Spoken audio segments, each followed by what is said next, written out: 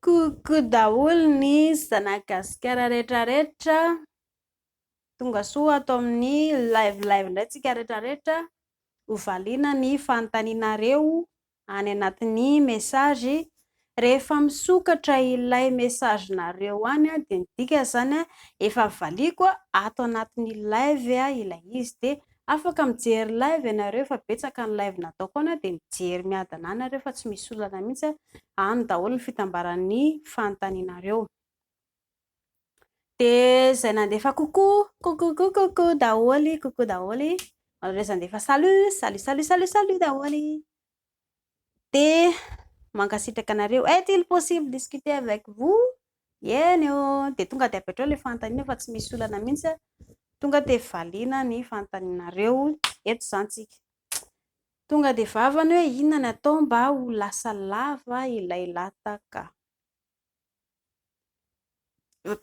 Any lisa nametraka ny fanontaniana iny, dia efa misy ihany ilay video any aloha any fa averiko indray zany ilay izy. Mila ianareo mba mijery ilay video any aloha dia mba mahafantatra ho an'ny vaovao ihany koa zany dia efa mahalala zany ianareo androany. Atahoana ny manabe an'ilay lataka. Voalohany dia mahaiza mankafy izay ananantena. Isika olombelona efa io ny natoraly amintsika.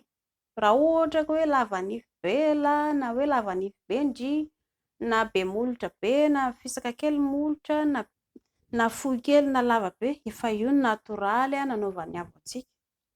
Dia mila mifaly izay ananantsika isika. Izay vahaolana. Any amin'ny dokotera nefa misy mivarotra ilay karazana menaka zany amidy hoe hampalava an'ilay izy. Afaka makany amin'ny dokotera ianareo mividy an'ilay izy. Izao anefa.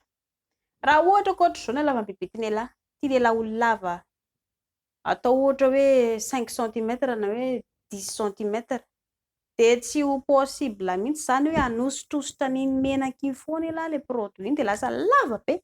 Fomba ahoana moa? Hozatra ilahy iny angeny tsy maintsy ho halavaina.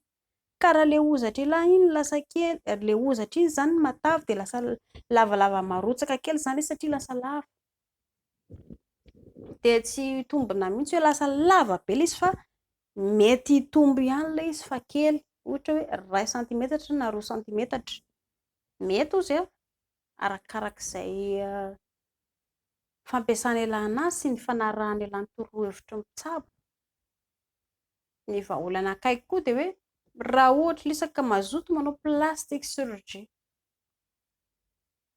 dia izay ny vahaolana. Afaka ataony lava loatra izany na firy metatra ary io, dia ny dokotera mametraka ilay hozatra ao anatiny ilahy ao. Nefa mbola averiko ihany fa ny plastic chirurgie dia mila tsy maintsy havaozina, fa tsy hoe iny foana akory mandrapahafatiny ilahy. Raha aingana indrindra mandritra ny 5 taona ireny no tsy maintsy soloina. Raha ohatra nefa ka hoe maty tampoka ilay dokotera nitsabo an'ilay, dia inona no ataony ilahy? Tsy maintsy andeha hitady dokotera hafa indray ilahy, olona manam-pahaizana hijery an'ilay izy. Ka raha sendra tsy misy dia ahoana? Ary raha afaka 5 taona izany indray ohatra hoe tsy manam-bola ilahy omena ny dokotera, dia ahoana? Voanio mamiadana avy eo ilay lataka. Dia inona no ataony ilahy? Ny ilahy vao mafy. Tsy hijeritra intsony io. Fa ny vahaolana tsara ry zareo dia ny hoe mahaiza mankafy izy eo an-tanana. Tsy ny hoe alehibe an'io na ny hafoy an'io na ny marivona lalina, tsy izay ny zava-dehibe fa ny fahaizana mankafy. Mba fantatrareo hoe fa ilay mpilalao baolina malaza Messi, izy ange fohy indrindra ny mpilalao rehetrarehetra. Koa ahoana izy no mahavita mahazo ballon d'or, mahazo vola baolina, izy no malaza indrindra eran-tany hoe mahay milalao. Hitanareo izany? Tsy ny hafoy an'io ny zava-dehibe na ny hoe kely loatra na mahay loatra fa ny fahaizana mankafy sy mampiasa anazy, izay ny zava-dehibe. Dia izay mahaiza mifaly sy mankafy ny ao an-tanana, dia mankasitraka anareo naraka ny fandaharantsika.